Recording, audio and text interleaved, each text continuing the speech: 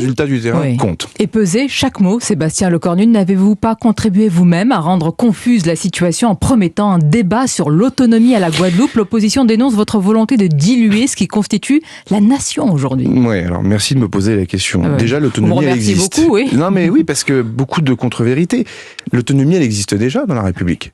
La Polynésie française, la Nouvelle-Calédonie. Non, ce sont des pays d'autonomie. Ce sont des pays d'autonomie. Sociale, sanitaire, parler d'autonomie. Eh bien, dans un des départements qui souffrent autant. Quand vous avez des élus guadeloupéens qui vous disent droit dans les yeux pendant les consultations préalables, pendant cette fameuse semaine, alors qu'ils sont parlementaires ou qu'ils ont été parlementaires, qui disent il faut que ce soit les Guadeloupéens qui décident pour la Guadeloupe, et la loi sur l'obligation vaccinale, laissez-nous l'arranger à notre manière, parce que ce ne sont pas les députés et les sénateurs qui vont décider à Paris de comment ça fonctionne ici en Guadeloupe, pardon, mais en creux, si c'est pas un débat sur l'autonomie qui était en train de se faire sous mes yeux, c'est quoi? Ça s'appelle la décentralisation, comme cela se fait ailleurs. Voilà. Et en quoi le mot, c'est quoi l'autonomie? C'est la décentralisation poussée à l'extrême.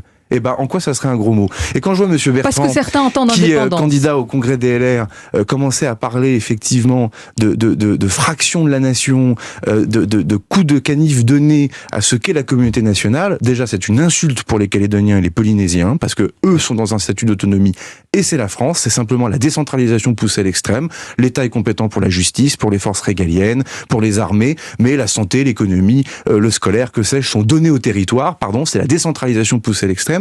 Donc, ces mêmes candidats, quand on est dans l'Hexagone, nous parlent de République des territoires, que l'État se mêle de trop de choses. Encore Monsieur Lisnard, hier matin, à votre micro, le dit. Et quand c'est pour l'outre-mer, cette décentralisation poussée à l'extrême, ça serait donc pour diluer, ça serait donc du cynisme. Ou alors, faut qu'ils aillent jusqu'au bout et qu'ils nous disent que les élus ultramarins ne seraient pas capables d'assumer ces responsabilités. Est-ce que vous n'avez pas ouvert la boîte de Pandore? Regardez encore, certains s'engouffrent dans la brèche indépendantiste depuis votre déclaration. Non, enfin, je crois que la question du statut de la Corse, elle ne date pas de ma déclaration. Oui, non, vous leur avez donné un peu plus de... Et j'aimerais juste rappeler cette vérité, c'est que la Corse ne fait pas partie du ministère des Outre-mer ou des Outre-mer. Et donc le débat de l'organisation des compétences entre des territoires qui sont à des milliers de kilomètres de Paris, ce n'est pas un débat nouveau. Et moi j'ai dit, sur quelques secondes, sur une intervention de 15 minutes aux Guadeloupéennes et aux Guadeloupéens, vos élus demandent à ce qu'une loi de protection sanitaire, la loi sur l'obligation vaccinale des soignants, ne s'applique pas de la même manière en Guadeloupe. J'ai dit que je ne pouvais pas le faire, sauf en creux, à demander un débat sur l'autonomie. Je suis désolé, mais il y a parfois des vérités... Vous l'assumez ce matin, le débat sur l'autonomie, vous l'assumez. C'est pas le gouvernement qui propose l'autonomie pour la Guadeloupe, c'est le gouvernement qui dit allez jusqu'au bout de vos phrases, mesdames, messieurs les élus.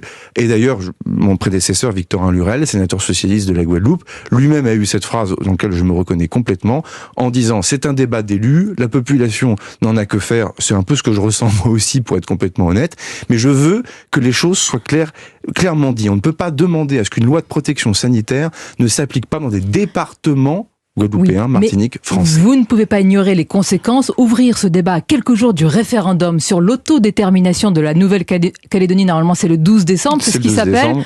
Ou un contresens politique, ou se tirer une balle dans le pied. Ou une incompréhension de ce qu'est la Nouvelle-Calédonie. Le débat en Calédonie est entre les indépendantistes d'un côté et des autonomistes de l'autre. Et l'exécutif n'a rien Madame à dire. Baquès, leader des loyalistes, comme on dit, c'est-à-dire des partisans du non, c'est-à-dire du maintien dans la Nouvelle-Calédonie dans la République, elle est autonomiste. Mais vous, est-ce que vous vous prononcez? Est-ce qu'Emmanuel Macron, est-ce que l'exécutif se prononce contre l'indépendance? Mais la réalité, c'est que l'État organise ce scrutin. Et que donc l'État se doit de rester neutre dans cette organisation. Monsieur le ministre. Non mais il faut être précis. La Nouvelle-Calédonie avec tous les enjeux qui est autour, et vous ne prendrez pas position. Il y a un accord qui a été signé en 98. Il y a un accord qui prévoit 3 référendums. Pas Emmanuel Macron qui l'a imaginé cet accord, je crois. Bon, sauf que c'est sous le quinquennat d'Emmanuel Macron qu'il faut l'appliquer. Et donc on est au 3e référendum. Les formations politiques indépendantistes d'ailleurs ont annoncé qu'elles ne souhaitaient pas participer à ces 3e consultations alors qu'elles l'ont pourtant demandé en avril dernier. Néanmoins, l'État a donné sa parole que d'organiser ce scrutin. Il est organisé le 12. Je crois que la tension diminue autour de cette date du 12 décembre. Et c'est vrai que là aussi, je vois un certain nombre de candidats qui, notamment la présidence de la République, qui disent il faut qu'Emmanuel Macron s'exprime parce que la Nouvelle-Calédonie, elle sera soit française, soit chinoise. C'est méconnaître actuellement la situation locale. Il n'y a pas d'enjeu d'influence. Je suis désolé de vous dire que le corps électoral est appelé à trancher cette question le 12 et je crois savoir que ça se fait dans un moment de clarté, de responsabilité. Là, le gouvernement a mis un document sur la table, qui est le document des implications du oui et du non sur justement que veut dire ce oui, c'est quoi être indépendant, c'est quoi la pleine souveraineté de la Nouvelle-Calédonie, que veut dire le non. Oui, et je crois que le président de la République, je vous renvoie aussi à ça, deuxième recherche sur un moteur de recherche, a dit au théâtre de Nouméa il y a maintenant 2 ans que la France ne serait plus la France sans la Nouvelle-Calédonie. Mais pourquoi il ne le dit pas plus clairement aujourd'hui?